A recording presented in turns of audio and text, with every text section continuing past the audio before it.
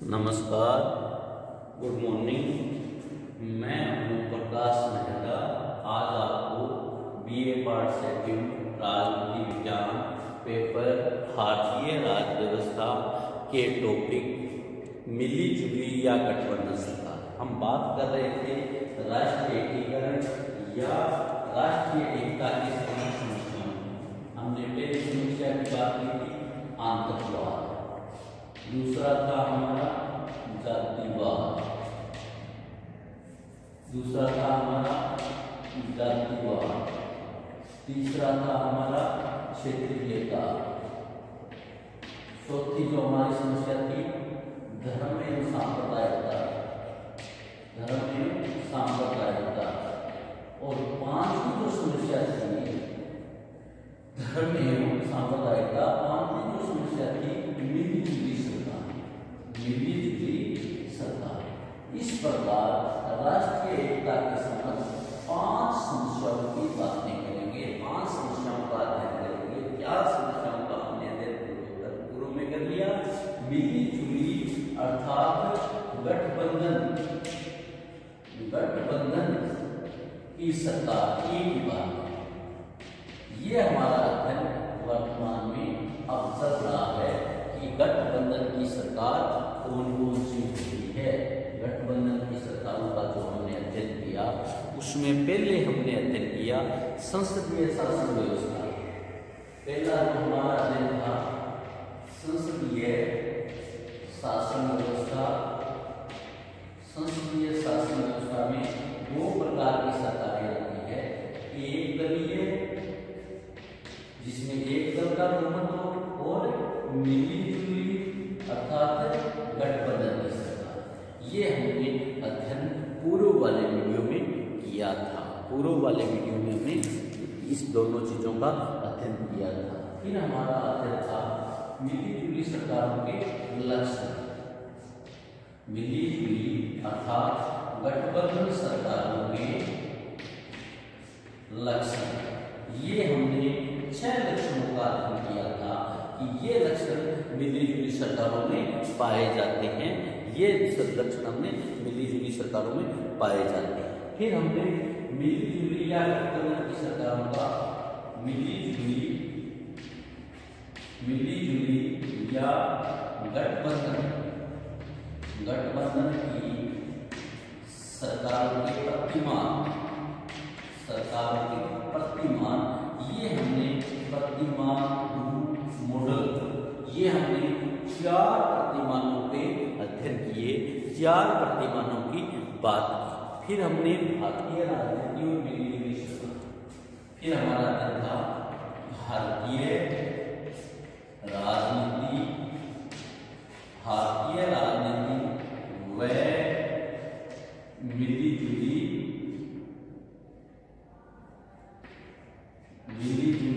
सरकार। इसका अध्ययन हमने 2 टॉपिकों में किया था।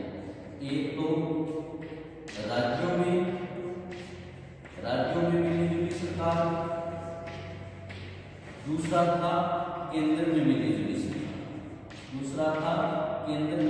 मिली जुली या गठबंधन सरकार। हमने 2 टॉपिकों में इसमें अध्ययन किया था। राज्यों की जो मिली जुली सरकार थी इसका भी हमने 2 टॉपिकों में अध्ययन किया था। एक किया था चतुर्थ आम चुनाव से पहले की सरकार, दूसरा किया था हमने चतुर्थ आम चुनाव के बाद की सरकार। इनका हमने काल में यह अध्ययन किया था। फिर हमारा था मिली जुली सरकारों की विशेषताएं। राज्यों की जो मिली जुली सरकार है, मिली जुली सरकारों की विशेषताएं। दूसरा हमारा था राज्यों में मिली जुली सरकारें हैं, उनकी विशेषताएं क्या है, उनकी विशेषताएं किस प्रकार से हमने अध्ययन किया है। ये हमने इसमें जो विशेषताएं थी, इन विशेषताओं का हमने 9 टॉपिकों में अध्ययन किया था। फिर हमने 2017 तक किन किन राज्यों में सरकारों की क्या स्थिति थी इसका अध्ययन किया था। इसमें हमने 11 स्टेटों में हमारी भाजपा थी और 6 में कांग्रेस थी और इस प्रकार कुछ स्टेटों में मिलीजुली सरकारें थी और कुछ स्टेटों में क्षेत्रीय दलों की सरकारें थी। इस प्रकार हमने 33 दलों की सरकारों का अध्ययन किया। अब वर्तमान में हमारा जो अध्ययन चल रहा है, वर्तमान में आज हमें अध्ययन करना है केंद्र में मिलीजुली सरकार। केंद्र में मिलीजुली सरकार, केंद्र सरकार में कौन कौन सी मिलीजुली सरकारें हैं, इनका हमें अध्ययन करना है। इनका अध्ययन हमें करना है। भारत में सामान्यतः एक दल की सरकार का चल रहा है। बहुत सारी स्थितियों में एक दल की सरकार नहीं है।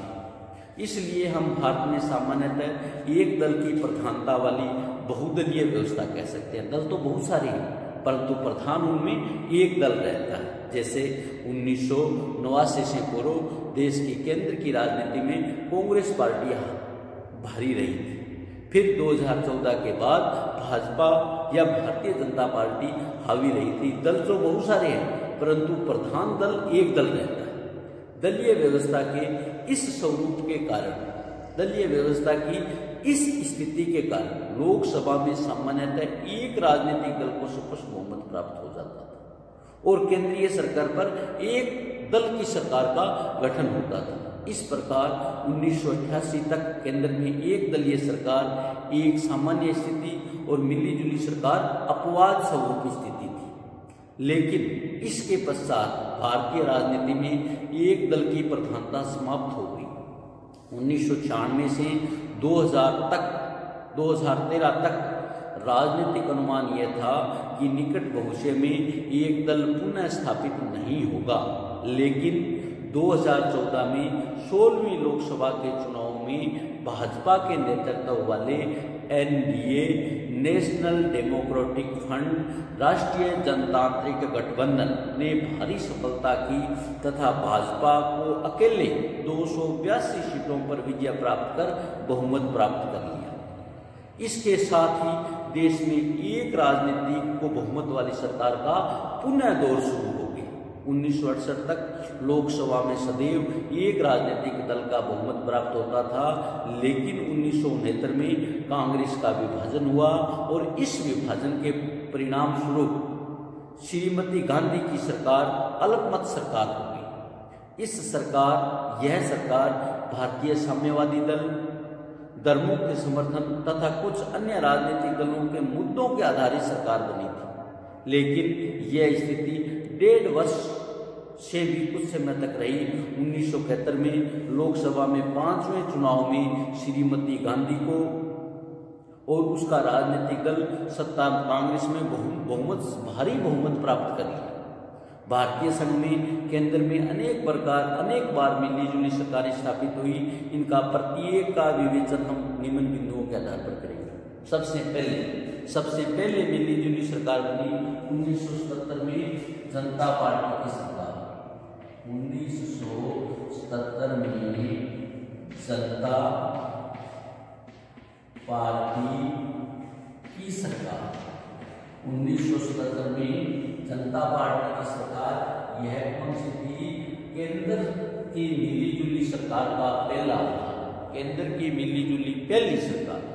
1977 में केंद्र में जिस जनता पार्टी का गठन हुआ था उसे तकनीकी अर्थों में एक दल की सरकार कहा जाए या मिलीजुली सरकार, यह विचार भेद है, विवाद हो सकता है।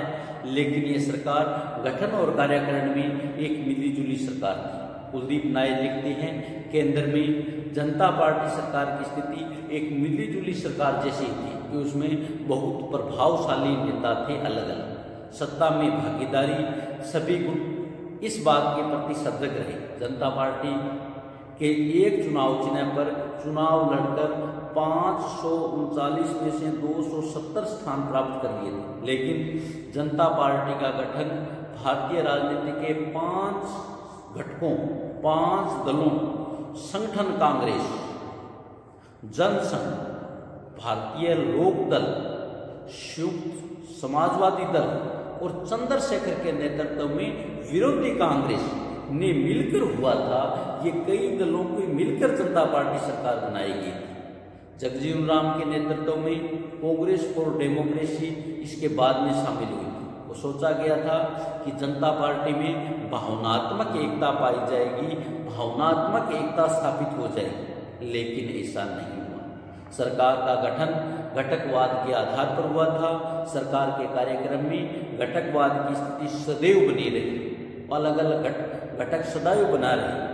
जनता पार्टी सरकार का गठन भारी आशा और उत्साह के वातावरण में हुआ था। इस घटना में तत्कालीन राजनीति में स्वतंत्रता पार्टी के 30 वर्ष बाद दूसरी क्रांति का नाम दिया गया, क्योंकि स्वतंत्रता प्राप्ति से पहली क्रांति हरित क्रांति थी, इसलिए इसको राजनीति की दूसरी पार्टी 30 वर्ष बाद दूसरी क्रांति का नाम दिया गया।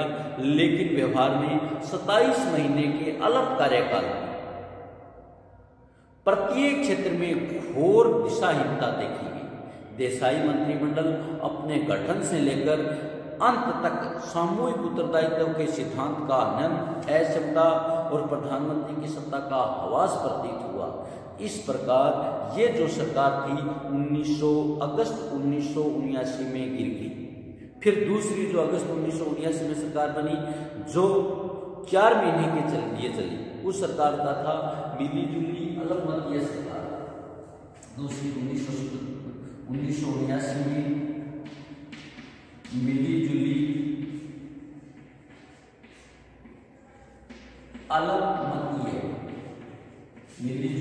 अलगमतीय सरकार, जिसका गठन अगस्त 1979 में किया गया, वह दिसंबर 1979 में वो सरकार गिर गई या वो सरकार बहुमत सिद्ध नहीं कर पाई। जनता पार्टी के उप प्रधानमंत्री चरण सिंह और उसके समर्थकों द्वारा दल बदल कर दिए जाने और कांग्रेस ई द्वारा चरण सिंह को बाहर से समर्थन दिए जाने की घोषणा के आधार पर 28 जुलाई 1979 को चरण सिंह सरकार ने पद ग्रहण किया। इस सरकार ने 20 अगस्त को लोकसभा में विश्वास मत प्राप्त करना था, लेकिन यह स्पष्ट हो गया कि कांग्रेस की लोकसभा के पटल पर सरकार को समर्थन नहीं करेगी। तब चरण सिंह ने 20 अगस्त को प्रधानमंत्री पद से त्याग पत्र दे दिया और चरण सिंह मंत्रिमंडल की सिफारिश पर राष्ट्रपति द्वारा 22 अगस्त 1979 को लोकसभा भंग कर दी गई। चरण सिंह को निर्देश दिया गया कि आम चुनावों के आधार पर सरकार बनने तक कार्य करते रहें। यह तथ्य है कि चरण सिंह मंत्रिमंडल में अपने सदस्यों के आपसी मतभेदों में देसाई मंत्रिमंडल की तुलना से अधिक पीड़ित थे। इसे संवैधानिक विसंगति ही कहना होगा। एक क्षण के लिए लोकसभा का विश्वास प्राप्त किए बिना ही चरण सिंह 5 महीने तक प्रधानमंत्री बने रहे। दूसरा है जो मिली जुली सरकार बनी, गठबंधन की सरकार बनी, वो दूसरी सरकार है वीपी सिंह सरकार, राष्ट्रीय मोर्चे की सरकार, दिसंबर 1989 से अक्टूबर 1989 तक रही। तीसरी है वीपी सिंह सरकार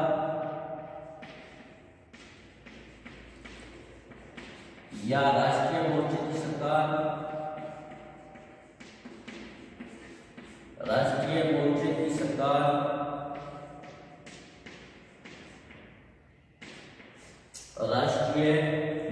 की सरकार दिसंबर 89 से अक्टूबर 1990 तक। दिसंबर 89 से अक्टूबर 90 तक।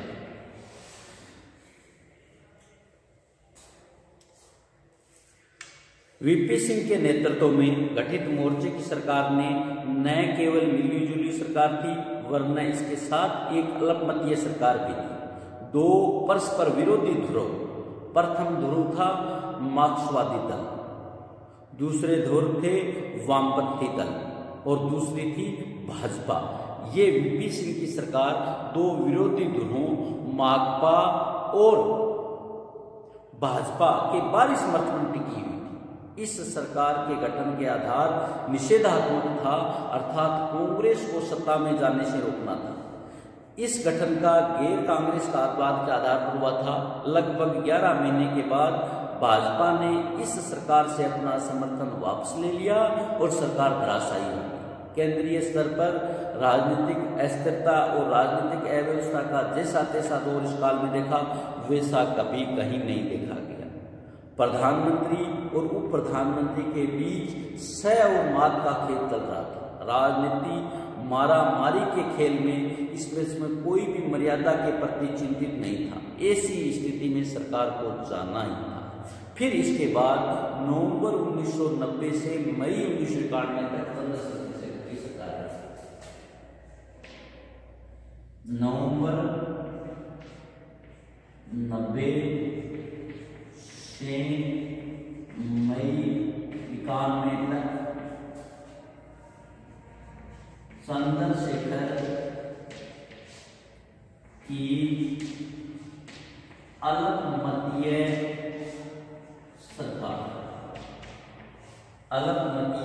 सरकार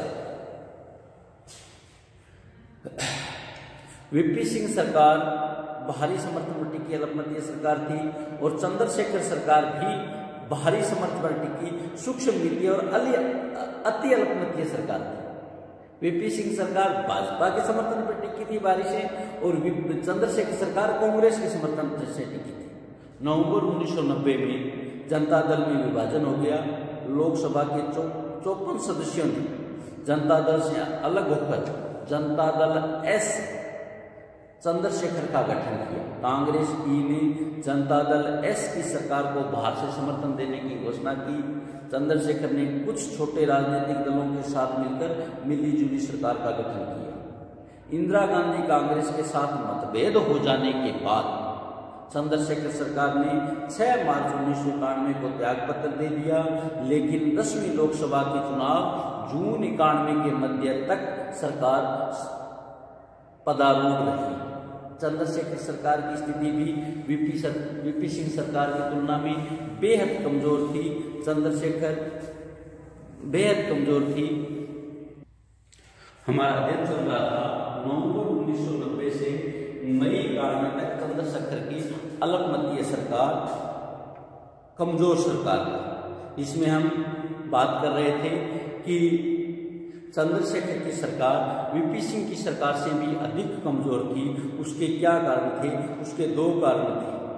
प्रथम तो ये था कि इस सरकार का गठन दल बदल के आधार पर किया गया था, इसलिए इस सरकार को जनता का विश्वास बहुमत हासिल नहीं था। दूसरा, वीपी सिंह एक अल्पमतीय सरकार थी, चंद्रशेखर सरकार एक अति अल्पमतीय सरकार थी। लोकमत में लगभग 10% सदस्यों में सरकार एक राजनीतिक कौतूहल के अतिरिक्त और कुछ नहीं कहा जा सकता। इसके बाद जो केंद्र में मिलीजुली सरकार, अगली सरकार बनी 1996-97 में गठित मिलीजुली सरकार, 5वीं है 1996-97 में गठित मिलीजुली सरकार। 1996-97 में गठित मिलीजुली सरकार। 11वीं लोकसभा के चुनाव अप्रैल मई 96 में संपूर्ण अर्थों में एक त्रिसंख्यी सरकार को जन्म दिया। किसी भी पार्टी को स्पष्ट बहुमत नहीं मिला। 9वीं लोकसभा और 10वीं लोकसभा में किसी एक राजनीतिक दल को स्पष्ट बहुमत नहीं हुआ, लेकिन 9वीं लोकसभा में राष्ट्रीय मोर्चा की सरकार बनाने का दावा किया गया और 10वीं लोकसभा के चुनाव परिणाम में स्पष्ट कर दिया कि सरकार कांग्रेस को बनानी है। 11वीं लोकसभा में विखंडित जनादेश दिया। ऐसी स्थिति में लगभग 1 वर्ष की अवधि में 3 मिलीजुली सरकारों का गठन हुआ। नेक्स्ट है 1996 में गठित सरकारों की बात करते हैं। नंबर 1 है भाजपा के नेतृत्व में गठित सरकार। इसमें नंबर 1 है भाजपा। 3 सरकारें इस दौरान, पहली है भाजपा के नेतृत्व में गठित सरकार। भाजपा के नेतृत्व में गठित सरकार 1996। भाजपा के नेतृत्व में गठित सरकार 1996। राष्ट्रपति के सबसे बड़े दल के इस दावे को स्वीकार करते हुए वाजपेयी को प्रधानमंत्री पद पर मनोनीत किया गया। भाजपा में शिवसेना, अकाली दल, हरियाणा विकास पार्टी ने मिलकर एक सरकार बनाई। यह सरकार लोकसभा में बहुमत समर्थन का परिचय नहीं दे पाई और इस प्रकार वाजपेयी सरकार का कार्यकाल 13 दिन का रहा। दूसरी है देवगौड़ा सरकार। दूसरी बड़ी देवगौड़ा सरकार। दूसरी थी देवगौड़ा सरकार। यह है जून 1996। और तीसरी जो सरकार बनी थी वो बनी थी गुजरात सरकार। गुजरात सरकार मई 1997, यानी 1996 से 97 तक केंद्र में 3 मिलीजुली सरकारों का गठन किया गया। तीनों सरकारें ही स्पष्ट रूप से कार्य बहुमत नहीं था, इसलिए कार्य नहीं कर पाई। हम बात करते हैं पहली सरकार की, भाजपा के नेतृत्व वाली सरकार जो 1996 में बनी। राष्ट्रपति ने सबसे बड़े दल के नेता होने के नाते, सबसे बड़े दल भाजपा होने के नाते उसके दावे को स्वीकार करते हुए वाजपेयी को प्रधानमंत्री मनोनीत किया। भाजपा, शिवसेना, अकाली दल, हरियाणा विकास पार्टी के नेतृत्व में एक मिलीजुली सरकार बनाई। यह सरकार लोकसभा में बहुमत समर्थन का परिचय नहीं दे पाई और इस प्रकार वाजपेयी सरकार 13 दिन बाद सरकार सत्ता से गिर गई या 13 दिन बाद अपना बहुमत साबित नहीं कर पाई। दूसरी देवगौड़ा सरकार। वाजपेयी सरकार के पतन के बाद जून 1996 में एचडी देवगौड़ा सरकार पदारूढ़ हुई। लगभग 10 महीने के बाद इस सरकार का पतन हो गया और अप्रैल 97 में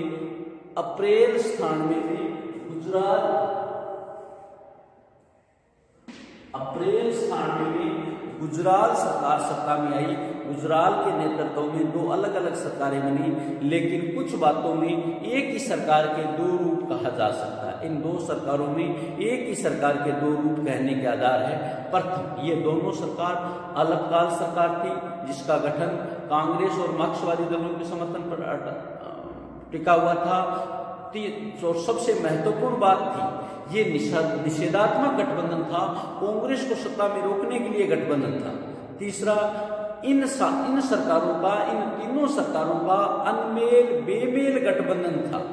चौथा, ये जो सरकारें थी, तीनों सरकारें भाजपा के नेतृत्व वाली, देवगौड़ा जी वाली और गुजराल जी वाली, ये सरकारों ने सामूहिक उत्तरदायित्व का पालन नहीं किया। पांचवा, दोनों सरकार निरंतर दबाव में कार्य करने जा रही थी। छठा, जब मिलीजुली सरकारों का मंत्रिमंडल सत्ता और प्रधानमंत्री की प्रतिष्ठा और सत्ता में एक से अधिक बारी आघात पहुंचा। इस प्रकार यहाँ तक हमने 1997 की सरकार का 1996 से 97 की सरकार का गठबंधन का अध्ययन किया। यानी हमारा जो मिलीजुली सरकार की विशेषताएं और केंद्र में जो मिलीजुली सरकारें बनी हैं उनमें हमने 1996 वाला कर दिया। और 12वीं लोकसभा के चुनाव 1999 में हुए। उस 1999 में जो सरकार बनी वह भी मिलीजुली सरकार थी, वहां भी 63 लोकसभा थी, पर वाजपेयी जी को बड़े दल के नेता के लिए प्रधानमंत्री पद की। ये जो हमारा अध्ययन है 12वीं लोकसभा की मिलीजुली सरकार का, एक ही हमारा मिलीजुली सरकार का हो रहता है, वो हमारा अध्ययन अगले वीडियो में होगा। एक बार जो मिलीजुली सरकारों का बात करते हैं, 1997 में जनता पार्टी की सरकार, 1979 में मिलीजुली सरकार, 1979 के दिसंबर 1979 वीपी सिंह सरकार, राष्ट्रीय मोर्चा की सरकार, दिसंबर 1989 अक्टूबर 1990, नवंबर 1990 से 91 तक चंद्रशेखर की अल्पमतीय सरकार। और 1996-97 में गठित मिलीजुली सरकारों में भाजपा के नेतृत्व में मिलीजुली सरकार 1996, देवगौड़ा की मिलीजुली सरकार जून 1996 और गुजराल के नेतृत्व में अप्रैल 1997। अगली जो मिलीजुली केंद्र में सरकार है उसका अध्ययन हम अगले वाले वीडियो में करेंगे 12वीं लोकसभा का। तब तक पढ़ते रहिए, इसको ध्यान से समझते रहिए। थैंक यू, धन्यवाद।